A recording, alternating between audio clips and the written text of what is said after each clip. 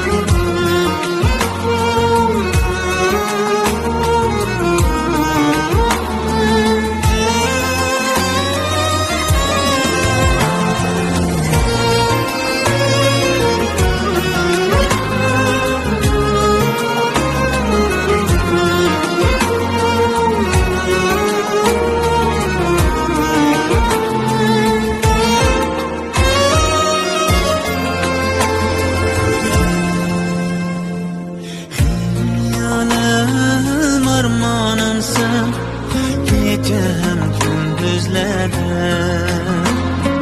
İltica kılsam sen yüzüm yaş kıgımlarda İzledim her an seni olmadı senden sada Soruysam bilmez kişi bu cahan dilsiz bana İzledim her an seni olmadı senden sada Soruysam bilmez kişi bu cahan dilsiz bana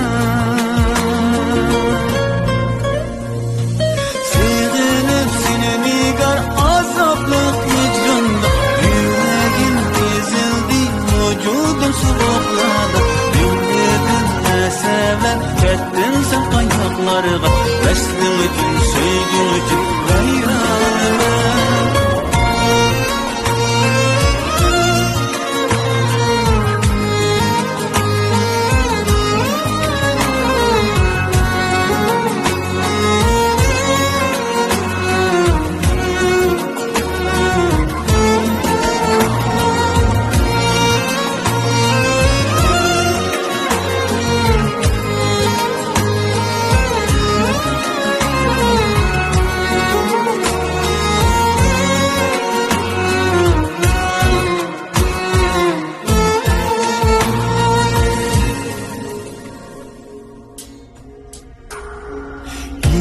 Hicranın çölüydüm ben Eslimden bergin haber Umudumda pervanemen Alımda salgın nezer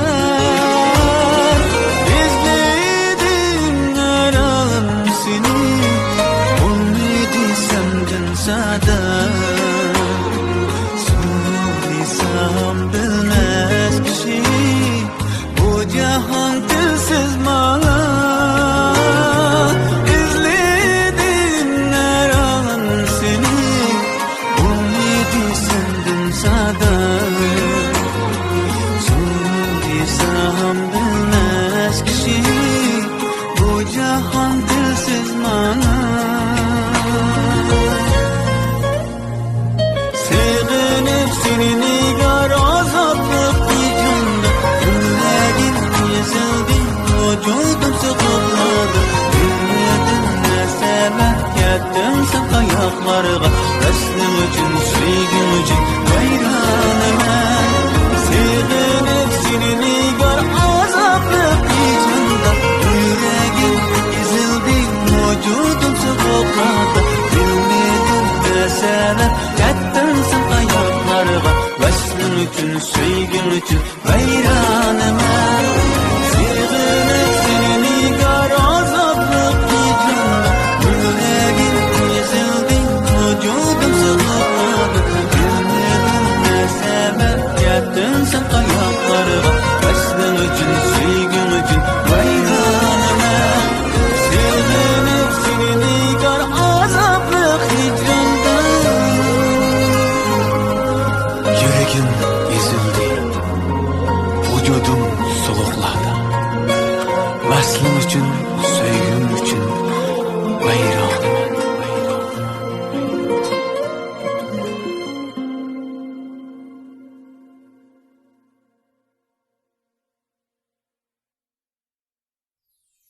Salam dostlar, yaxshimisilar?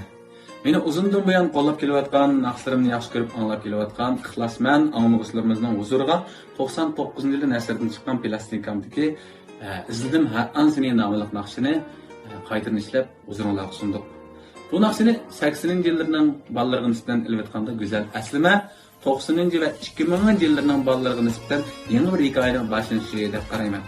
Naqshning ammiy qurilishiga Urumchi Orolbog' yemak-ichmak cheklik shirkati yaqindan yordamchi bo'ldi.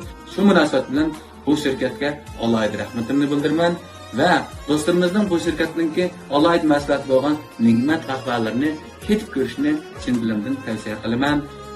Tininglar salomat bo'lsin, ishlaringizga utuqlik tilayman.